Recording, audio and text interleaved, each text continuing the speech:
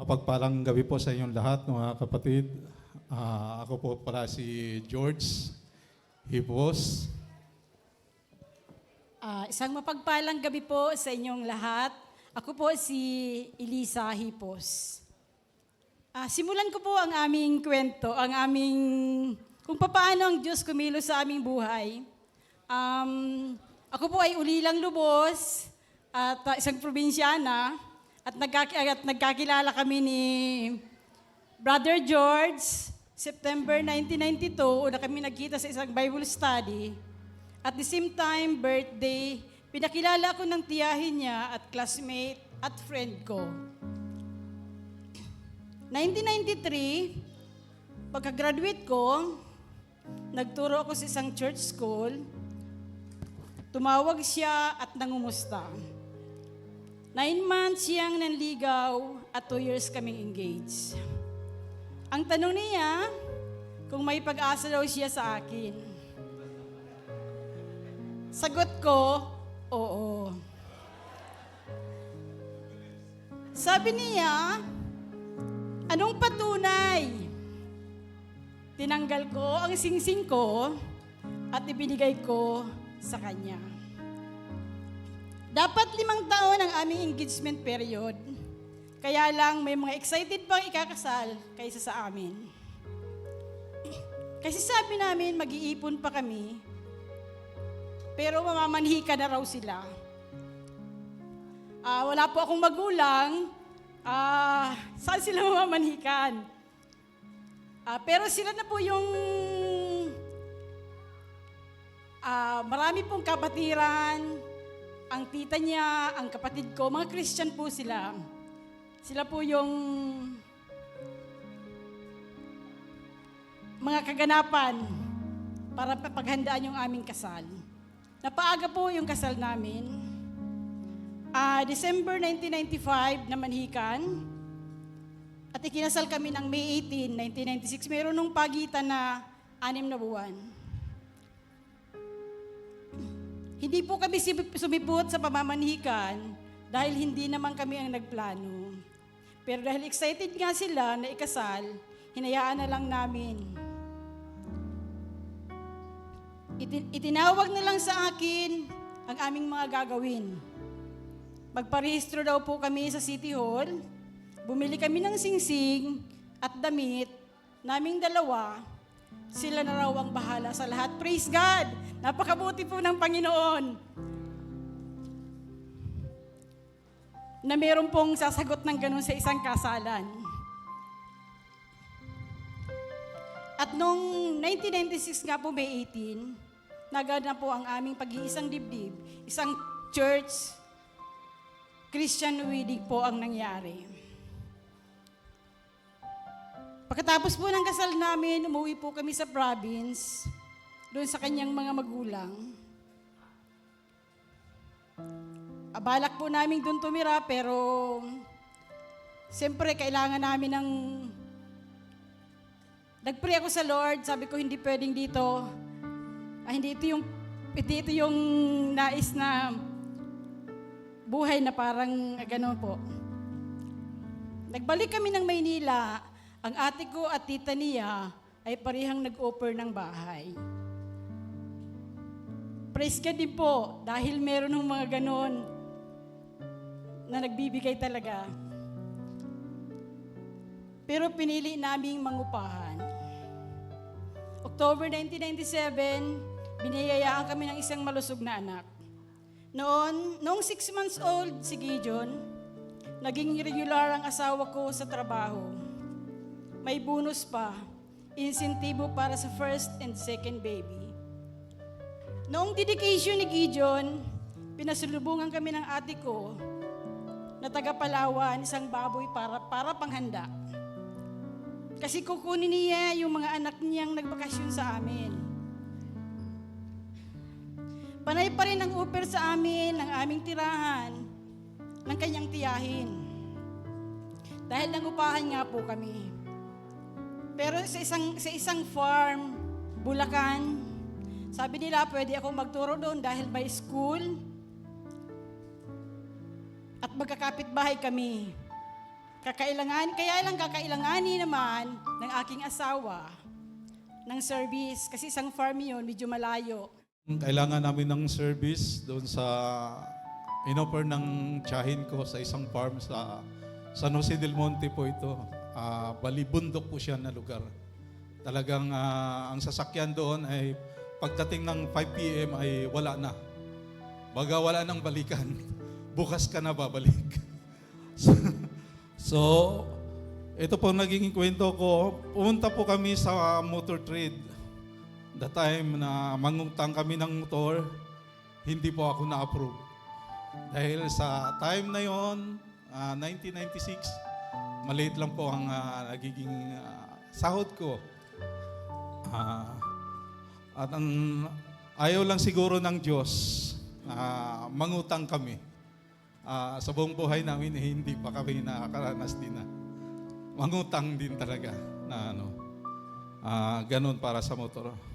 Nagpatuloy po pa rin kami sa panalangin. Sa aming pagkakakwentuhan, nasabi namin sa hipag ko at sa nagiging bilas ko na kailangan namin ng motor. So dito po pumapasok yung favor ng Diyos. Sila po yung ginamit, walang alinlangan. Sabi niya, bukas punta tayo sa bangko. Mag-withdraw tayo ng pera at bibili tayo ng motor. So praise God, sabi ko, yung favor ng Diyos ay hindi nawawala sa amin. Napakaganda po.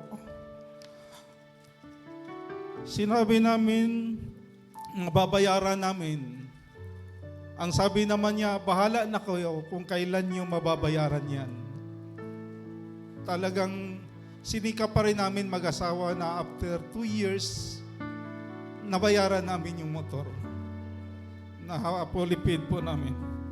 Sa Bulacan na kami nakatira. That time, may dumating na missionary sa lugar namin, sa aming tinitirahan. Nakabike lang po siya. At karga-karga niya ang kanyang asawa. Minsan ang kanyang anak naglalakad. Nasabi ko po sa Panginoon, sabi ko, Lord, kung ako ang iyong pagpapalain, Panginoon, bibigyan ko sila ng motor. Ganon ang deal ko sa Panginoon. After 4 years, nakalipat na kami dito sa Quezon City. Ang pastor naman po ay nakalipat na rin siya sa Orani, Bataan. Kinukumusta ko po siya. Ganun pa rin po ang kalagayan niya. Nagbabike po siya. At patuloy pa rin siyang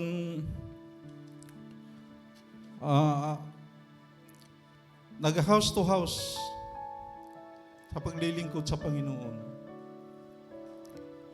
So, ang sabi ko sa kanya,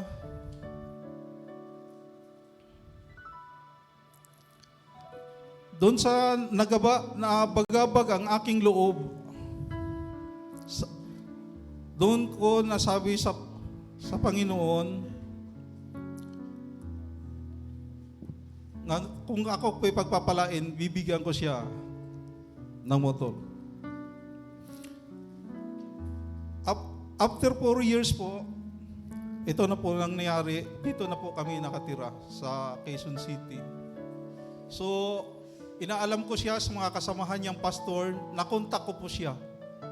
Nakatira na po siya sa Orani, Bataan. At kinukumusta ko po siya. Sabi ko, Pastor, hindi ko nakalimutan yung deal ko sa Panginoon. Sabi ko, pumunta ka dito sa Maynila at may ibibigay ako sa iyo na motor. So nangyari po yun. Pumunta po siya dito, naibigay ko po sa kanya ang motor. The time na nag-swimming kami papuntang Bataan, nasiraan po kami na sasakyan. Doon ko po siya naalala ulit at tinawagan ko siya. Nag-rescue kagad siya sa akin at nakita ko yung motor na may sidecar na. karga-karga kaming anak ko na dalawa, si Gideon, si GR, sakay-sakay na kami, dinadala kami sa kanyang bahay-sambahan kung saan siya naka-assign.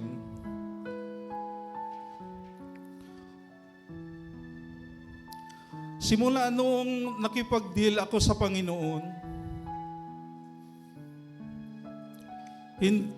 hindi lang isang motor ang binigay niya sa akin, kundi 7 motor ang ipinalit niya sa akin. May previous pang isang jeep yun, binigay sa akin. Nakakatuwa ang Panginoon. Higit pa doon sa inaasahan mo ang ibibigay. Dati kami ang nangungupahan, ngayon binigyan kami ng bahay. Hindi lang isa, hindi lang 2, hindi lang 3. At higit pa doon ang binigay ng Diyos sa amin.